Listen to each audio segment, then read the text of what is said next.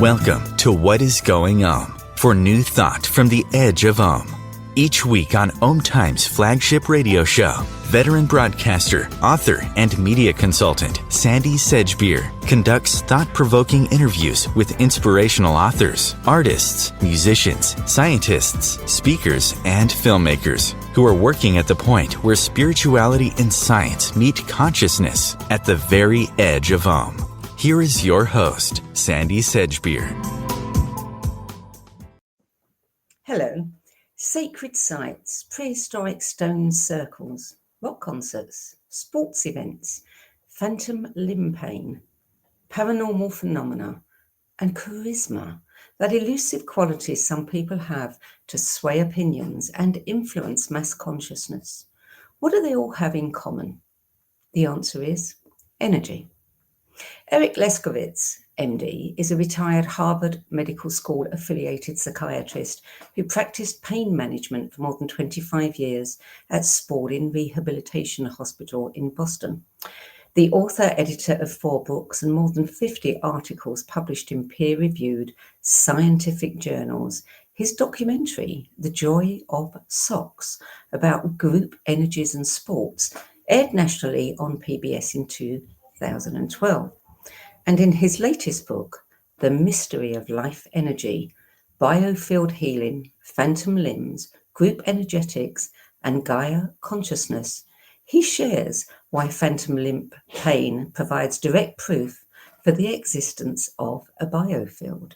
He also shares how energy therapies can cure chronic pain, PSTD, and more, and how the alignment of your personal energy biofield can bring about a state of true spiritual awakening that can help transcend our current states of crises in medicine, politics, and religion.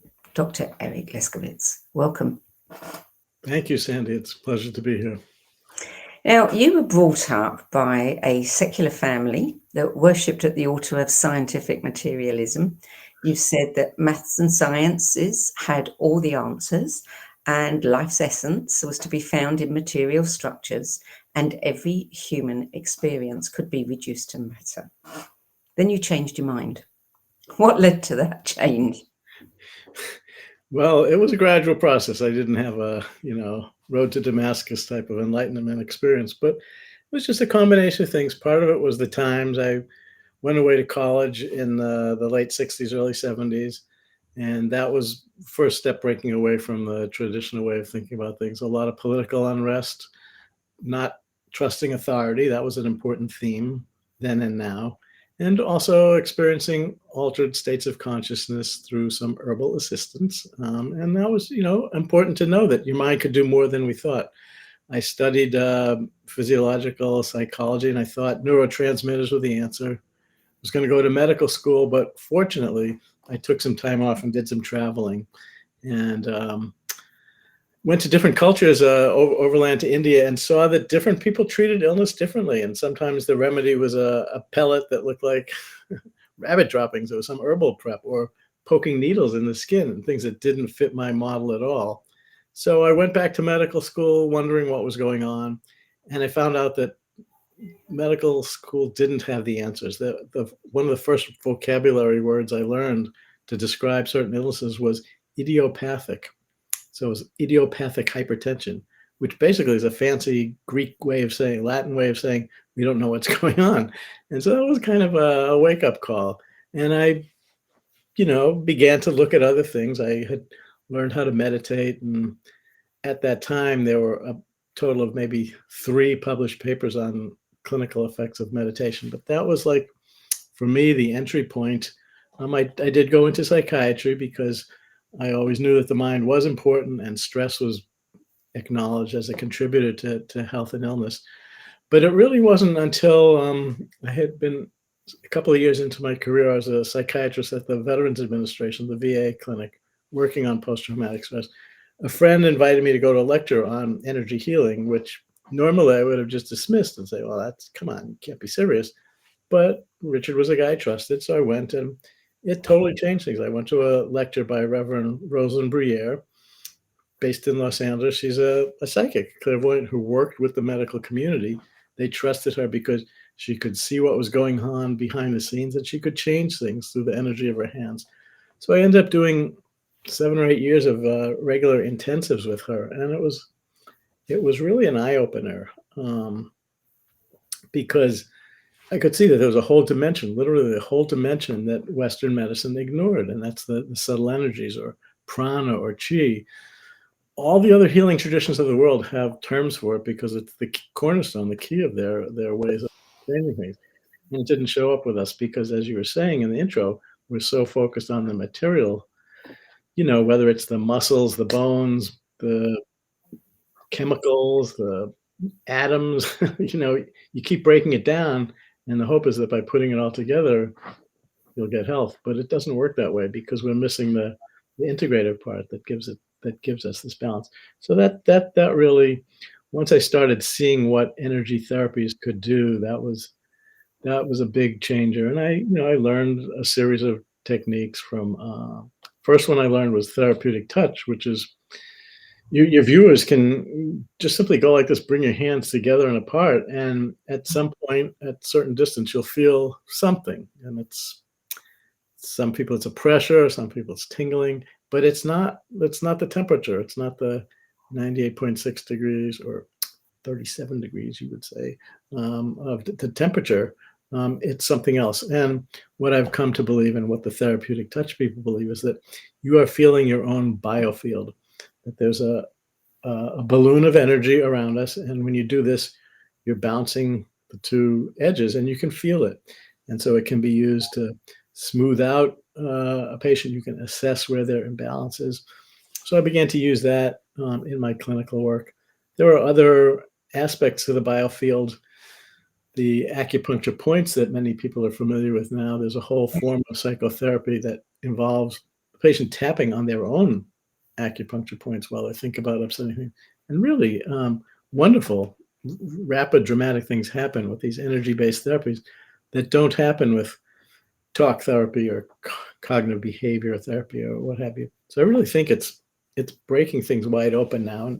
And fortunately, the professional organizations of these for these techniques have done a really good job of going into the research and finding very solid documentation, A, of the effects that the therapies have, the clinical impact, and B, what's going on. How does it actually affect your brain or your blood chemistry or your hormones? So it's pretty hard to dismiss this stuff now the way it could have been 10, 20 years. How did you, you say that it changed the way you ran your practice and the things that you did with your clients. How was that accepted by your peers? Well, I looking back on it, I was in sort of the ideal setting. I didn't know it at the time, but I was working with chronic pain, and we got all the rejects. Basically, these were patients who the mainstream doctors couldn't do anything about. So they said, here, you take them, you do something. So whatever works, we don't care, just do it. And so that the clinicians had that approach, and the patients were willing to try anything too. Plus, the center that I started out at was had a unique kind of culture of already being open to things. At the time, biofeedback was considered innovative, but to treat chronic pain, not by throwing more medicines at the person, but teaching them techniques to regulate their nervous system. So we attracted physical therapists, occupational therapists, nurses, doctors who already had this kind of interest. And at first, behind the scenes, we had some clandestine meetings where we each confessed that we had done a workshop in energy healing. And we sort of literally came out of the closet that this was what we did. And it had a big impact on patients. And, gradually it got to be accepted. We got a few grants that helped to kind of solidify things. And, looking back, I have to admit that the hospital's culture was open enough to accept it. There were some pretty big bumps in the road, and I talk about that a bit in my book because in retrospect, they're kind of humorous, but at the time it was really a hassle. But things have changed a lot since I started this work. It's interesting, isn't it? For millennia, we have had wise women, medicine men, hedge witches, healers who have been so connected to nature and have vast knowledge of plants, herbs, and subtle energy, and absolutely invaluable to their communities. And then along comes modern medicine. Yeah. And suddenly all of that is gone, and we've lost touch with what we knew about energy. Yeah. You mentioned herbs, and it was an eye opener just to see how many of the prescription medicines that are now touted derive from herbs, or penicillin was a mold, aspirin was the bark of a willow tree. So Yes. we just don't acknowledge our roots, and there's some pride, some false pride in that, and intellectual narcissism, you could say. But I think things are in a crisis now, and that encourages people to look back and reassess things. Pharmaceuticals have been in a lot of hot water. The pharmaceutical companies, the industry itself, have been in a lot of hot water lately. So the aura is Well, tainted. in many respects, I mean, we look at Wikipedia, and any mention of anything that is slightly alternative, we'll hear those words, those same words that come out, pseudoscience all the time. Yeah. But as you said, it's encouraged many of these organizations to actually do further research in order to be able to ground the knowledge and prove that these things work. Yeah, I mean, I used to have a lot of faith in Wikipedia and would go to it all the time. But the organization for the tapping, what's called energy psychology, was concerned that it was always referred to as a pseudoscience. So we had a petition that thousands of people signed to Wikipedia saying, please reassess your data. We actually got a response from the head of Wikipedia, from Jimmy Wales himself.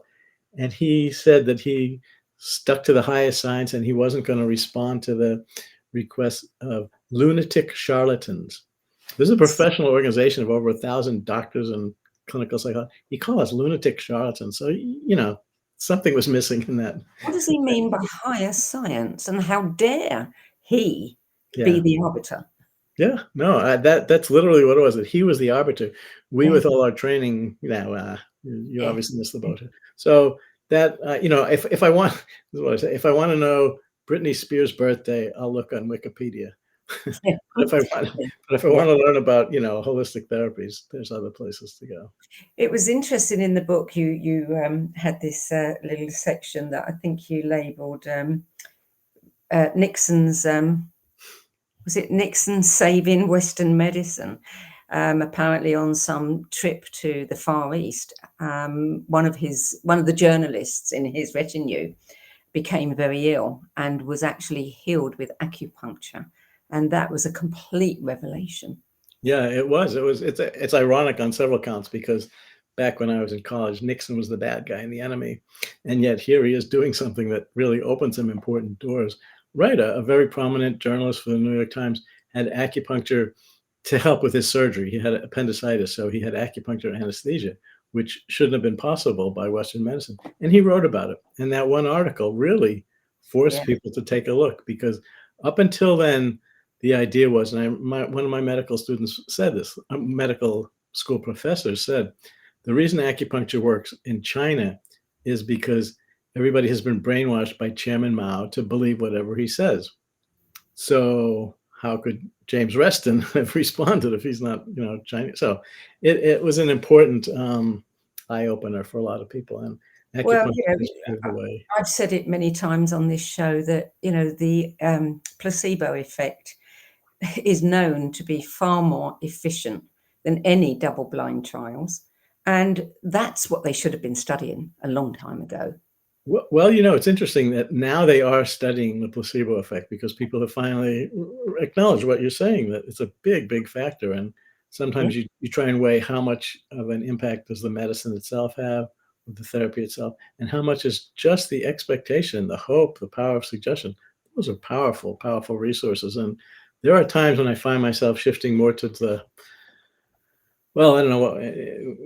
Christian Science end of it, where it's all generated internally, and the external substances are just active placebos, that they may do something, they may make your mouth dry or something, but it's your belief system, your belief in the medication is what can be the most powerful factor.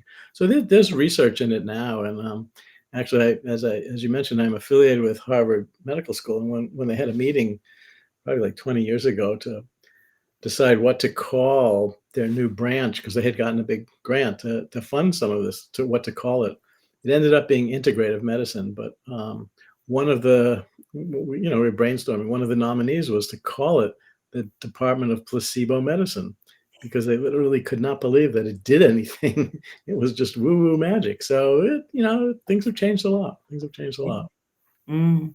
So at what point did you get interested in the studies that you did with players on the field, sports people?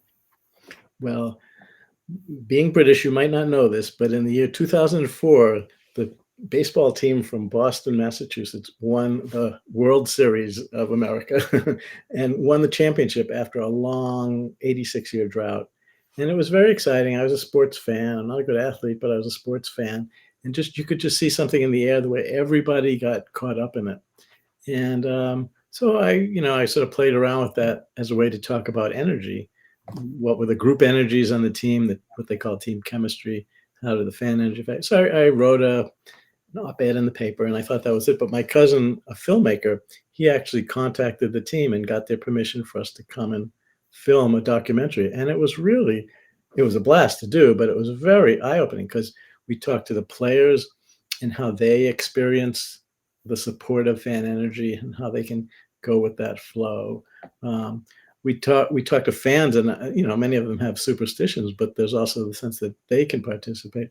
We also did some measurements. We did some one on team chemistry, I guess you could say, about how people who are in a state of what they call heart coherence can create a resonant field that others respond to. I was a guinea pig in the lab, where my heart rhythm was being monitored. I was blindfolded and had earplugs, so I couldn't hear anything through the senses. But when some of the heart math meditators came in and started doing their heart coherence meditation, which was silent, they were just thinking about the feeling of appreciation. My heart rhythm locked in within like 10 seconds. It was very dramatic, and I actually wasn't expecting it to work. So it was not a placebo effect, in fact. What did you notice in those moments? My subjective feeling was a sense of lightness and openness. I was familiar with that from some of the energy work that I'd done. So it was like somebody was doing energy work on me, but there were people behind me they were probably like 2, 3, 4 feet away from me. And I think the sense was that I was in their we were in a shared energy field, electromagnetic or etheric. It's not exactly clear what the nature of that energy in the interaction was, but it was there. It was measurable. It's reproducible, and I think it was a big part of why the team did so well that year, because the players liked each other. They appreciated each other. There was a brotherhood. You hear about it like now with the Olympics going on. Many of the teams are also saying very similar things, that's the key to how they support each other, and that's energetic at its base. Well, of course, we've long seen this at rock concerts, at religious gatherings, where, people, it's almost as though they become something other. They become connected to something much bigger than themselves. That's it in a nutshell. And I think that's the attraction of these large-scale events, is that you can transcend your personal ego, your personal self, and connect to something bigger, whether it's your tribe, your nation, your global humanity, or even transcending that. It is really important, and I think it's one of the key human drives. And it's ironic, but sports can be a vehicle for that. Participation in sports can help you to link your body, mind, and spirit in a way that you don't usually think of sport as a spiritual practice, but it can accomplish some of the same things. An important person in my development, and for thousands of people, is a fellow named Michael Murphy, who is best known as the co-founder of the Esalen Institute, the sort of Center for Human Potential movement in California 30, 40 years ago. He was an amateur athlete, and he also was a student of Sri Aurobindo in India. And he noticed how some of the higher functioning supernatural paranormal abilities that come with yogic practice have also been described by athletes, and he wrote a book called In the Zone. Actually, I have a,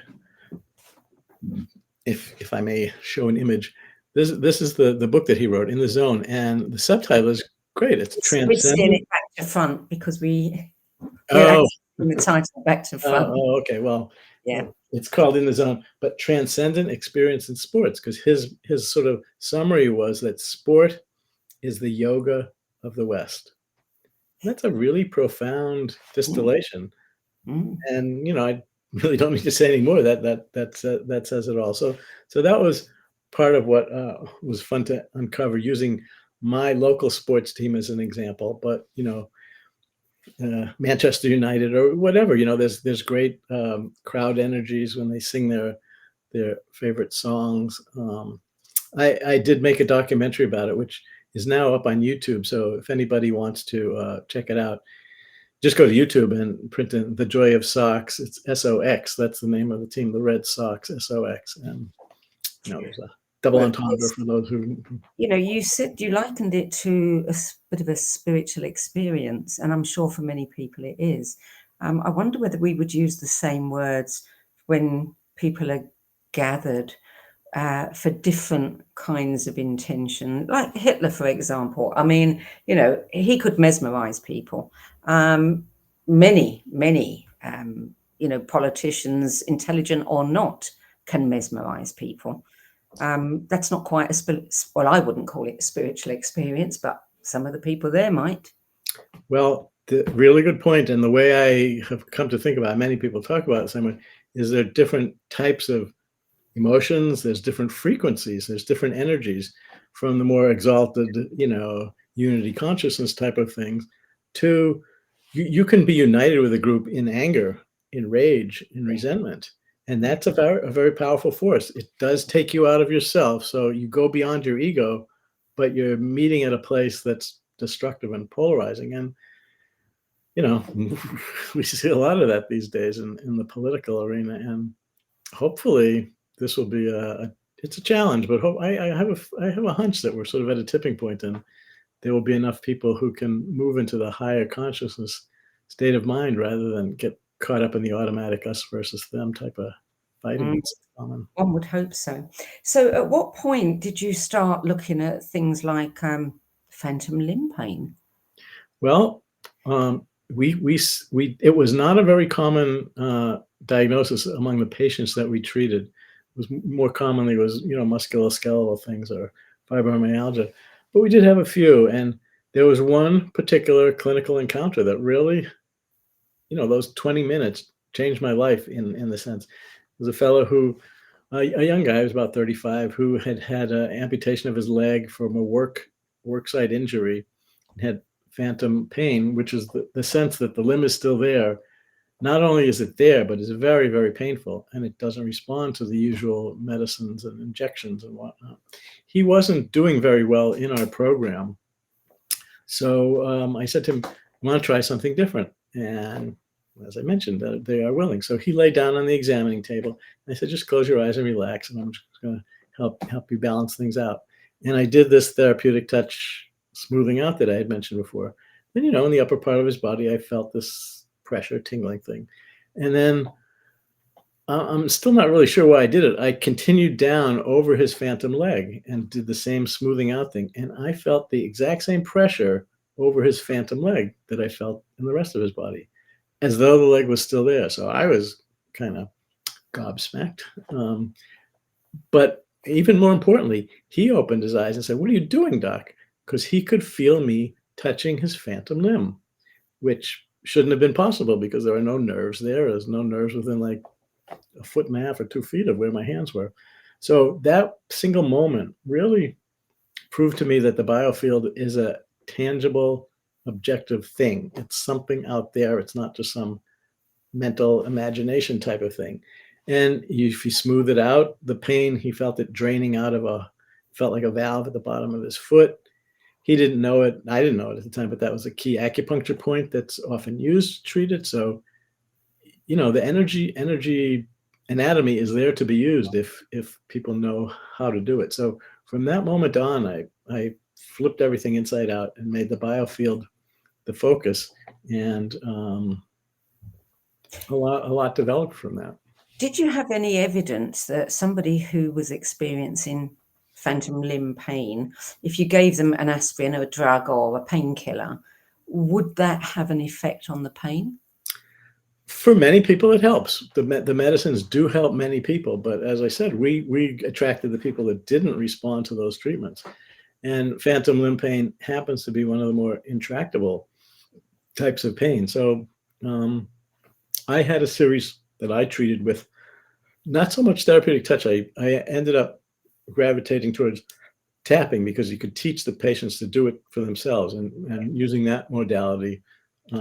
It turns out that a lot of the phantom limb pain has its origin in the emotional trauma of the amputation. Obviously, amputations are traumatic and surgeons don't focus on that. But if you can deal with the repressed emotions about the amputation, whether it's from an automobile accident or whether it's from just looking at yourself in the mirror and being ashamed that you're missing, there's strong emotions involved. And if you can find a way to soften and release those emotions, the energetic blocks get released and the pain is alleviated. And it's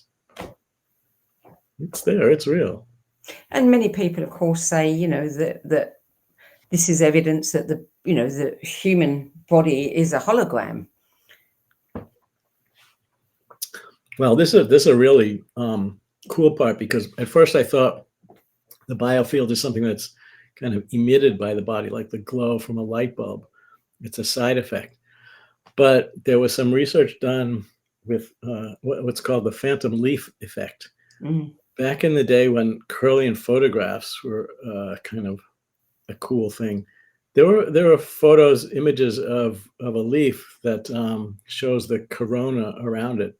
I also have you don't need to read the words, but this is the picture of a Kirlian photograph of a leaf. I know that. What would happen if you cut off the tip of the leaf? And most people think, well, the corona will adapt to it and just be around it.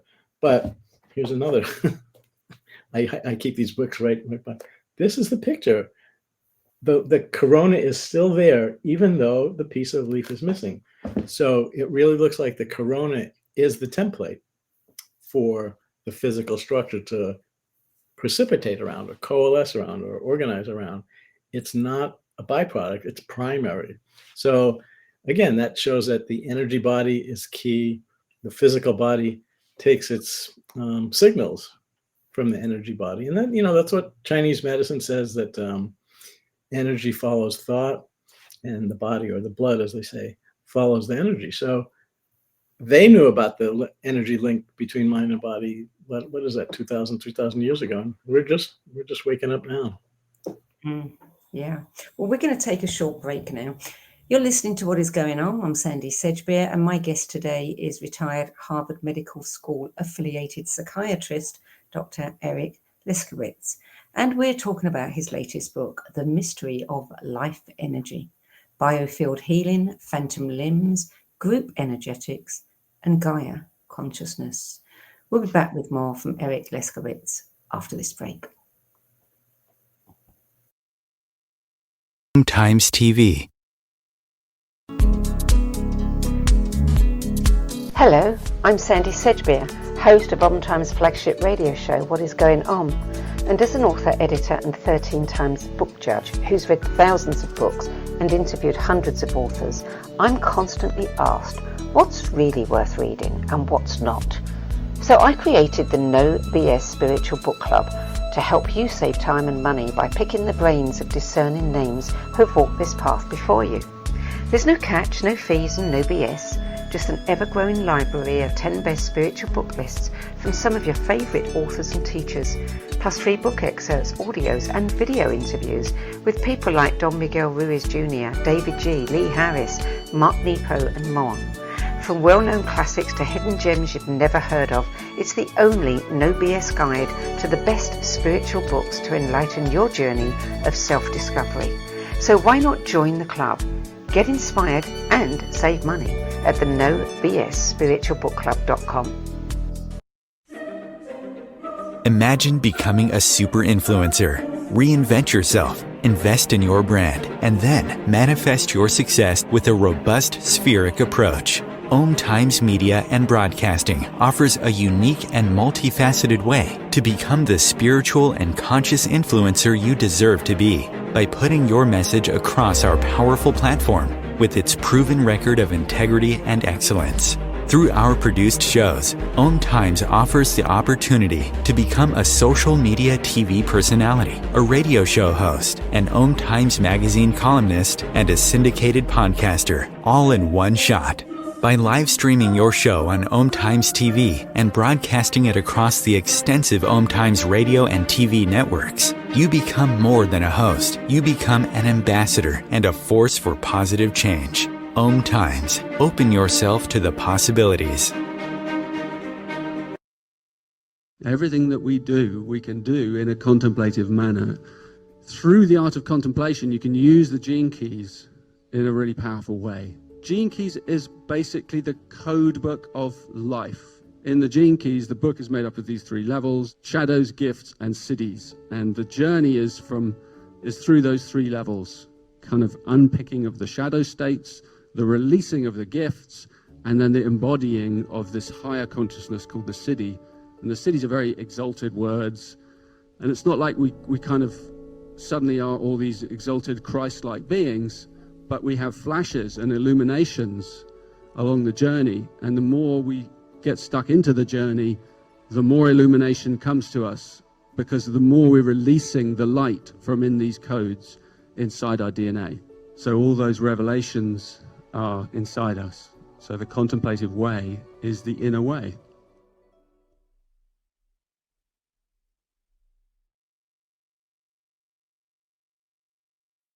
There are 16 million children struggling with hunger in America.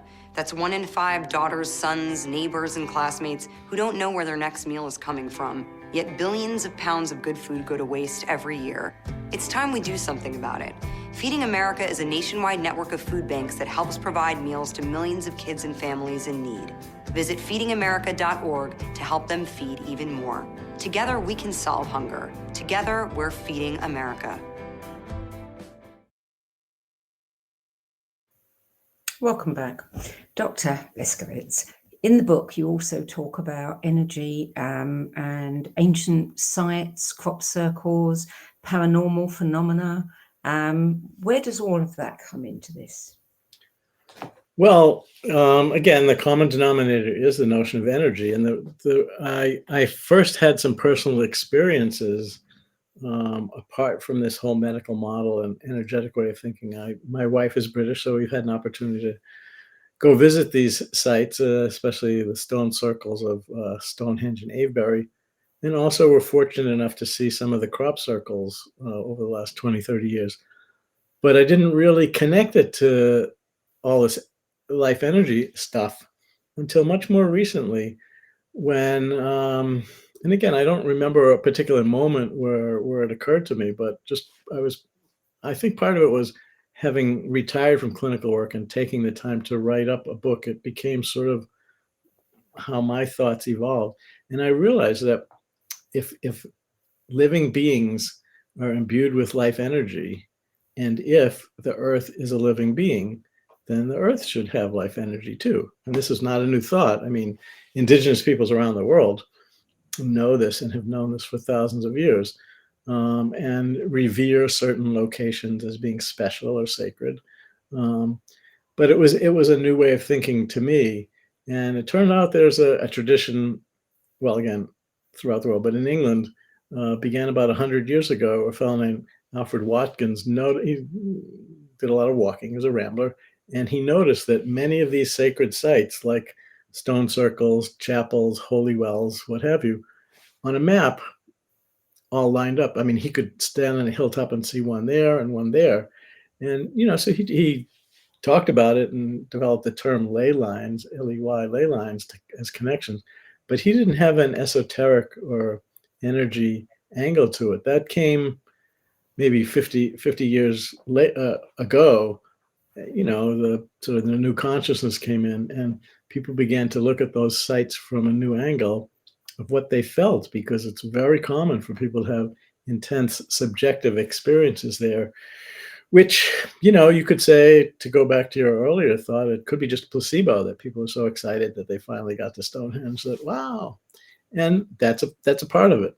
But so the quest was, is there a way to measure what's going on, and to study in that way what's different about these locations?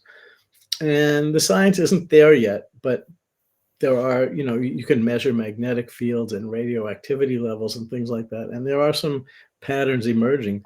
The method that's been most used to map these out is dowsing, which, isn't credible in the scientific community, although I was very surprised to find out there's been research on it where teams have gone out to see whether it's random that they find a location to drill a well, or whether there's a statistical significance to it. And there's some, actually the latest blog I posted has a citation of a German study where they, far beyond randomness, were able to locate accurately where to drill wells by underground water current. So people have adapted dowsing to holy sites and measured this whole meridian across southern England. Seems to have one of the most prominent ones. It goes from southwest, the tip of Cornwall, all the way up to the Norfolk Broads, and encompasses places like Stonehenge and Glastonbury and some of the really well-known sites. So to see that diagram it was a straight line with dots on it. It looked exactly like an acupuncture meridian. So that got me, and many others, thinking along those lines. What else happens to the Earth as a result of her being alive? I learned that Stonehenge and Avebury are the two best known, but there are hundreds of these smaller stone circles throughout England, and they had some sort of ceremonial function. It's not 100% clear what happens, but they do help to magnify the energy that's already present at this location. It could be simply a sort of a tuning fork kind of resonance thing, because of the type of sandstone that they're usually made of. There's a question that it's called the piezoelectric effect, that converted into electromagnetism by physical movements. So somehow that harnessed what was already there. Doing human ceremony in a place like that can magnify the energetics. And so I think that's one of the really unusual and important things about it. One of the stone circles we visited, well, it was no longer a stone circle. It had actually been dismantled by the church to build a chapel, that they literally disconnected, unplugged this pagan site so that people would not be drawn into the primitive ways, but could follow the teachings of the church. And it's actually a conscious thing. There's some quotations where that's literally what they tried to do. So in a way, the church hierarchy knew something was afoot and tried to sabotage it. Many churches, you referred to the fact that, they can actually see how the church spires line up across the land. And many of those churches have been deliberately built on sites that did have, sacred energy, were sacred to the people that lived there. But I've also heard of gold mining companies hiring dowsers, oil companies hiring. In fact, my own sister, when she bought a plot of land on an island in Canada, she used a dowser to find water, and that became their well.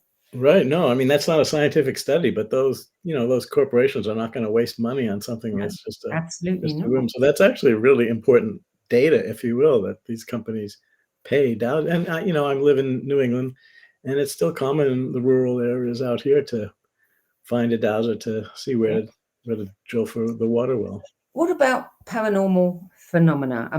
Often people will say haunted houses, there is an energetic imprint from, the ghost, the person who lived there, who maybe met their end by foul means or something. So the emotion around their passing has created this energetic imprint.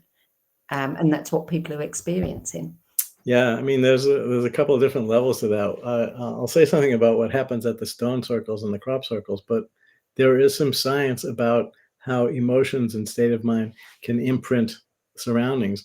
A physicist named William Tiller at Stanford University did these studies. It's got to be like 30 years ago now, where he had a group of people regularly sit and meditate in a room that was used for nothing else. It was just for meditating.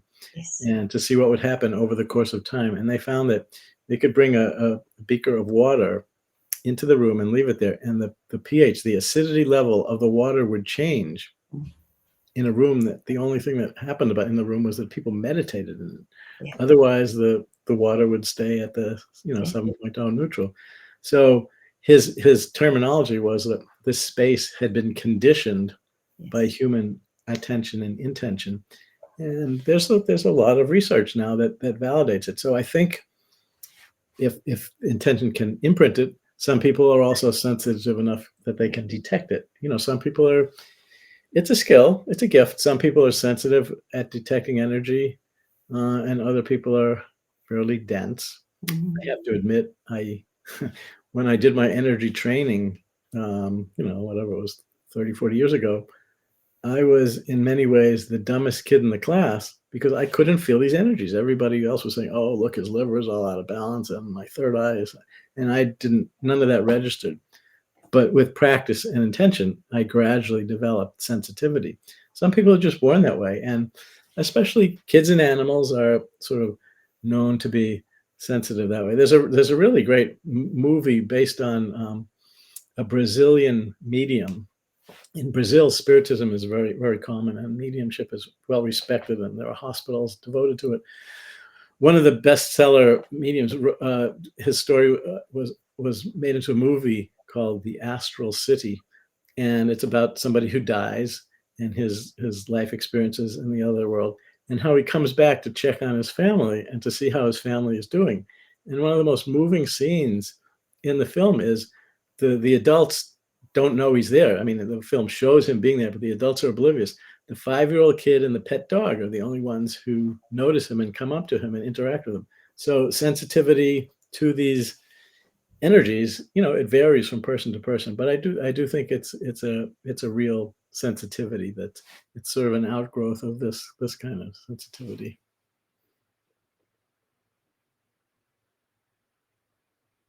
Uh-oh. I think you've frozen.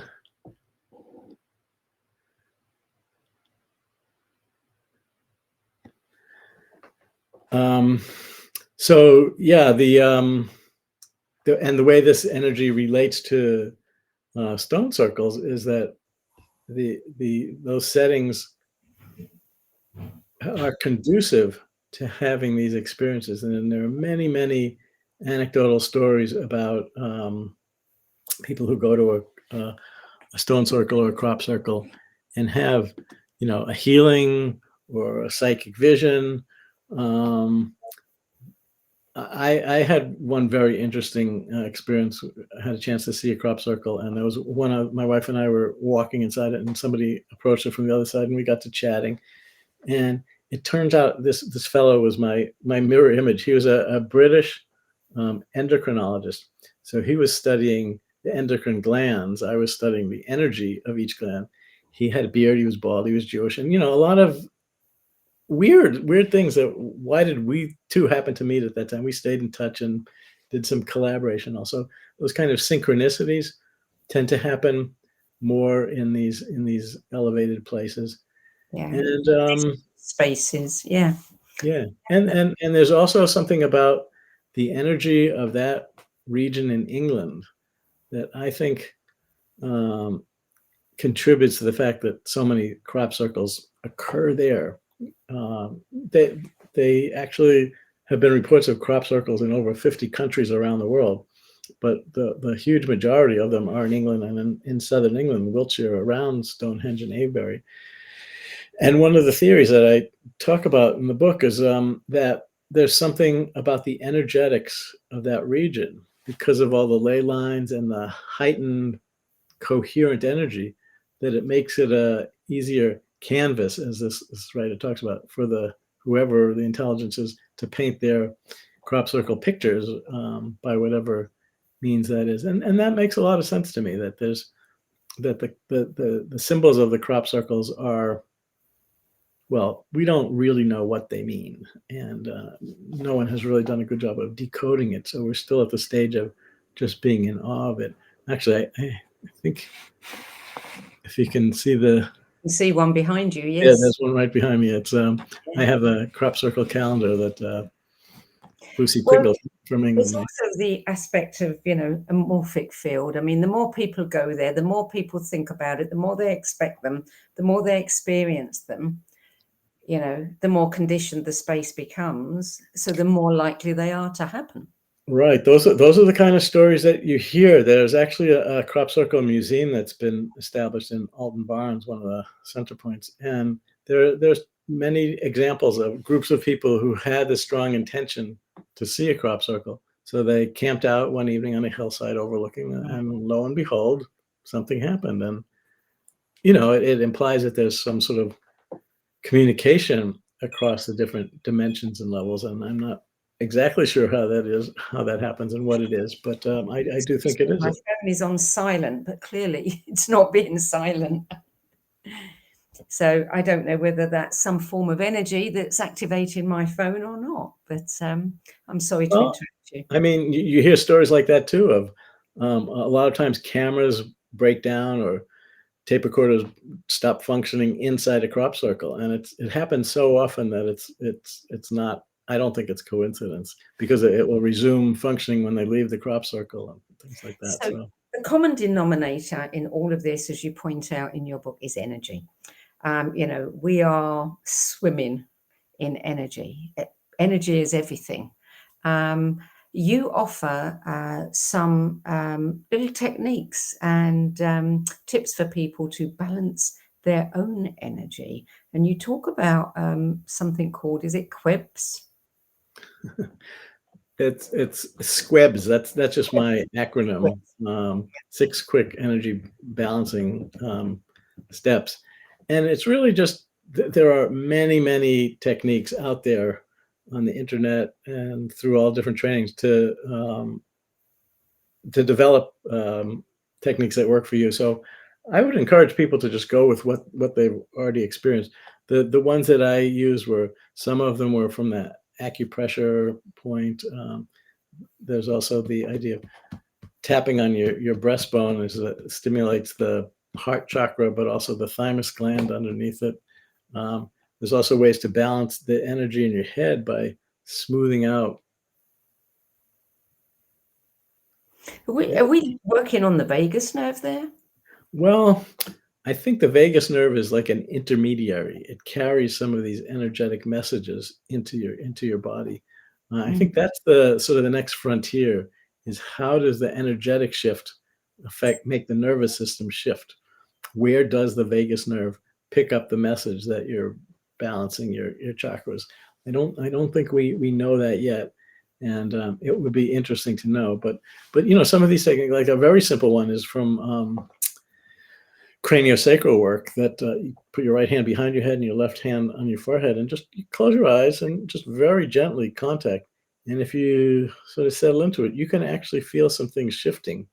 The plates of the skull are shifting in a way that would happen in a craniosacral therapy, but there's nothing else. So it's called, it's a brain balancing. The frontal and occipital regions come into balance.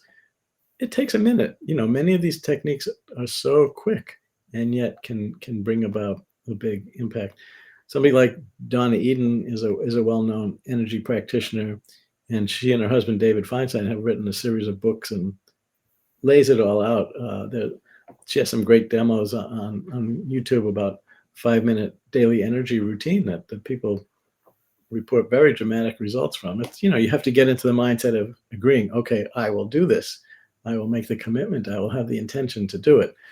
But once you make that intention, these techniques can add big benefit to your life and to your health. What made you decide to write this book now? Well, part of it was retirement. We lived for 30 years in one of the suburbs of Boston. It was a great place to raise kids and all, but was getting overdeveloped and noisy, and it wasn't as green and quiet as it used to be. So I was able to sort of phase out my work in steps, and we moved to the western part of the state, which is rural, the foothills of the Berkshire Mountains, and still do some clinical work. But at some point, I realized my heart wasn't in it. It wasn't necessary for me to do it, and so I stopped doing that. But my head was still full of ideas, so I started writing it down, and it turned into a book. That wasn't my intention to write a book, but I realized that the story of my growth and development mirrored what's going on in the culture as a whole, and I thought it would be interesting. I actually wasn't thinking about the audience. I was enjoying writing it, and so from that, the book came. Well, it's a book that's very timely because, as we all know, most of our structures, all of our structures, especially medicine, they're crumbling, and they don't work anymore. And it's time for people to be looking at who they are and what they're made of and what they can do for themselves. And I think your book points this out very, very well to people. Do you see a coming revolution in medicine driven by, energy, frequency, technologies, etc.? I do. I'm not even sure if it's a revolution or an evolution. That I'm not sure how quickly it will be, but it's happening now. I mean, for example, our hospital had a small grant to hire a trainer in Reiki. That's one of the hands-on energy techniques that a lot of our therapists learned how to do, but also the trainee doctors who were going through their specialty training at our hospital. At least a dozen of those physicians, MDs, now know how to do energy healing. And now, 40 years ago, that would have been totally impossible. So that's how it happens. Harvard has a group called the Osher Institute for Integrative Medicine Research, and they're looking into some of this. It's not so much the energy yet. It's more herbs and electrical, balancing magnetic fields and things like that. But I have a friend who started the San Diego Reiki Corps probably 20, 30 years ago. And they used to go into Sharp Memorial Hospitals and work with oncology patients. Yeah. And it was incredibly successful. And they're still doing it today. Yeah, that was actually really important because they would do it on a volunteer basis. Yes. And once they got their foot in the door, people liked it so much that they were invited in. Just a quick aside, I know one of the viewers was confused by I said it was my right hand back and left hand in front. I think the camera flips the right left, so it is the right hand. But try whichever, you may be one of the altered polarity people where the other way works best. So whichever feels more comfortable for you, go ahead with. One of my favorite lines in The Mystery of Life Energy is when you say that no scientists were harmed in the shifting of this theory, but it is important to cleanse our own doors of perception by dismantling some crucial conceptual issues that prevent people from accessing a deeper understanding of the energetic nature of reality. We're almost out of time. We've got 2 minutes at the most. Is there something that you might like to say to our viewers about the energetic nature of reality? Well, I don't have a good 25 words or less kind of summary because it covers so many different tips, but I think we are all united in this sea of energy. And because we focus so much on the material, we've excluded what unites us. And, there's more information on the website that it's themysteryoflifeenergy.com. But it's basically the themes that we've been talking about, that people know at some level, everybody has experienced it at some level, but never had a chance to put it together. And I think because medicine is such an esteemed profession, it's really important and crucial and valuable that some of the leadership is coming from medicine. And it's changed a lot. There are a lot of physician acupuncturists now. And, my hospital was the home base for many years of a Harvard Medical School training program for physician acupuncture, which, 30 years ago would have been a contradiction in terms, and yet now it's happening. So we're in the middle of it. It's just not quite there yet. And there are so many problems coming to the surface. We don't have it quite and I know you've just said the NHS has really suffered from 15 years of austerity, and so it's really hard to say what the system could deliver if it was up and running. We've just had a healthcare system in Massachusetts where 5 hospitals have gone bankrupt because they were investment devices by private equity, and they didn't care anything about healthcare. It was just about how to squeeze a profit out of it. So the whole idea of medicine as a for-profit business, that has to change. The idea of, just the money angle of it in pharmaceuticals. Well, I think the important takeaway is that we are energy beings. We, energy is everywhere. We can have access ourselves. We don't have to rely on these, outdated systems, etc.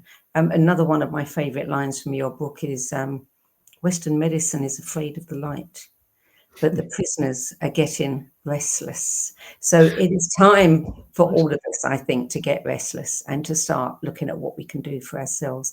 I think we're out of time now, so I'm going to have to leave it there. I'm sorry, it's a great conversation, but I do encourage people to read the book and go to your website. So Dr. Eric Leskowitz, thank you for joining us today. You're welcome, and thank you for having me as your guest. The Mystery of Life Energy, Biofield Healing, Phantom Limbs, Group Energetics, and Gaia Consciousness is published by Bear & Company, a division of Inner Traditions. For more information about Dr. Eric Leskowitz and his books, blog posts, international travels, and research, visit his website at themysteryoflifeenergy.com. That's it for this week. I'm Sandy Sedgbeer. Thanks for being with me today. I'll be back with another edition of What is Going On at the same time next week. Till then, it's goodbye from me, and thank you again to Dr. Eric Leskowitz.